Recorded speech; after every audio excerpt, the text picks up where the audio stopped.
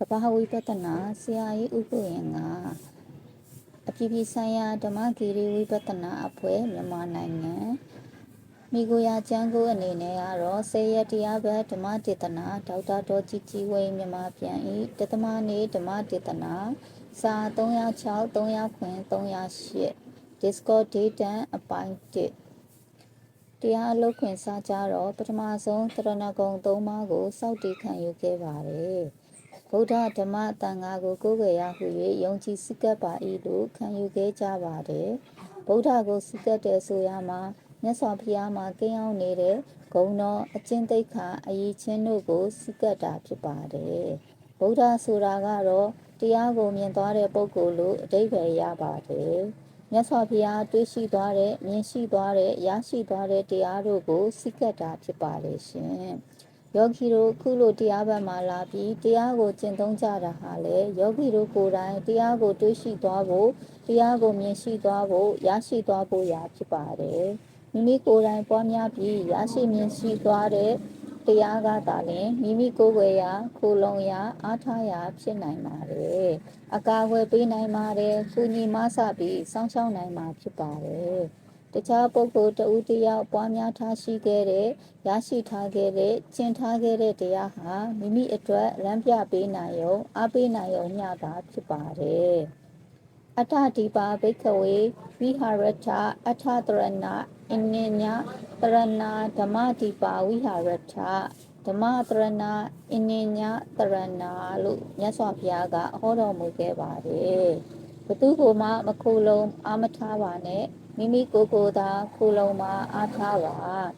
ပင်လယ်ထဲမှာလေမုန်တိုင်းကြပြီးလေဟာဘေးကြီးတွေ့နေတဲ့အခါများမှာဆိုရင်ခိုးလုံးဖို့ရာအတွက်အကာအကွယ်လိုပါတယ်အတားအဆီးပေးနိုင်တဲ့ကျွန်းကိုလိုပါတယ်ဒါကြောင့်မြတ်စွာဘုရားကမိမိကိုယ်သာလျှင်ခိုးလုံရာကျွန်းဖြစ်ပါစေမိမိသာလျှင်မိမိရဲ့ခိုးလုံရာကျွန်းဖြစ်ပါတယ်မိမိကိုယ်ထဲမှာသာအကာအကွယ်ယူပါဘသူကိုမှခိုးလုံရာလို့အာမထားပါနဲ့လို့ဟောတော်မူခဲ့ပါတယ်ဓမ္မဒီပါဝိဟာရထတရားကိုသာလျှင်ခိုးလုံရာကျွန်းပြုလုပ်ပါဓမ္မသရဏတရားကိုသာခိုးလုံပါအနိညသရဏတခြားဘာကိုမှအာမထားပါနဲ့မခိုးလုံပါနဲ့လို့ဟောတော်မူခဲ့ပါတယ်ယောဂီတို့ကိုယ်တိုင်ပွားများထားခဲ့တဲ့တရားကသာလျှင်ယောဂီတို့အတွက်အကျိုးဖြစ်ပြီးအကာအကွယ်ပေးပြီးခိုးလုံရာဖြစ်ပါလိမ့်မယ်တခြားဘာကမှမဖြစ်နိုင်ပါဘူးဒီနားလည်မှုနဲ့ယတနာ၃ပါးကိုခိုးလုံရမှာဖြစ်ပါတယ်ကိုယ်တိုင်တရားကိုပွားများရမှာဖြစ်ပါတယ်ကိုကတရားကိုစောင့်ရှောက်မှတရားကကိုယ်ကိုစောင့်ရှောက်မှာဖြစ်ပါတယ်ပုဂ္ဂိုလ်တဦးကိုဒီပုဂ္ဂိုလ်ဟာဖြင့်ငါကိုဆင်းရဲဒုက္ခတွေကလွတ်အောင်လုပ်ပေးမှာပဲဆိုတဲ့အမြင်မှားနဲ့တော့မခိုးလုံသင့်ပါဘူးဒီပုဂ္ဂိုလ်ဟာဘလောက်ပဲတကူရှိရှိယောဂီတို့ကိုတန်တရားဝဆင်းရဲကလွတ်မြောက်အောင်သူပခုံးပေါ်မှာထမ်းပြီးပို့ဆောင်မပေးနိုင်ပါဘူးလမ်းပြပေးနိုင်ရုံအကူအညီပေးနိုင်ရုံအားပေးနိုင်ရုံလောက်သာတတ်နိုင်ပါတယ်ကိုယ့်ရဲ့လွတ်မြောက်မှုအတွက်ကိုယ်တိုင်ကျင့်သုံးရမှာဖြစ်ပါတယ်ကိုယ်ဝင်ကိုယ်ထံကိုယ်လန်းကိုယ်သွားဆိုတာလို့ကိုယ့်ရဲ့ဘဝကစူဆောင်းတူလောင်လာခဲ့တဲ့ကံကြွေးကံဟောင်းတွေအနုတ္တယကိလေသာတွေကိုတည်ပိုးပြီးကိုယ်တိုင်ဓမ္မလမ်းစဉ်မဂ္ဂင်လမ်းမကြီးကိုတလန်းချင်းလျှောက်သွားရမှာဖြစ်ပါတယ်ဓမ္မရဏံကိစ္ဆာမိတရားတော်မြတ်ကိုခိုးလုံရဟု၍စိကပ်ပါ၏လို့ဆိုရမှာလေလုံယုလုံစင်ဝိပြုမှုတွေမိယိုဖလာကိုယ်ွယ်မှုတွေကိုယုံကြည်မှုတွေကိုမစင်စားမစင်ကျင်ပဲခိုးလုံရမှာမဟုတ်ပါဘူးသီလသမာဓိပညာတို့ကိုခိုးလုံရမှာဖြစ်ပါတယ်တန်ခါတရဏံကိစ္ဆာမိ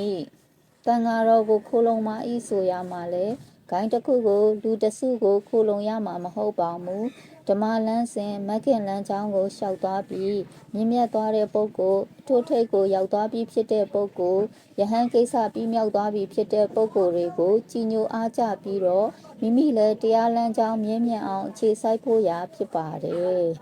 ပုဂ္ဂိုလ်ကိုမဟုတ်ပါဘူးပုဂ္ဂိုလ်ရဲ့အယီချင်းတွေကိုခိုးလုံတာဖြစ်ပါတယ်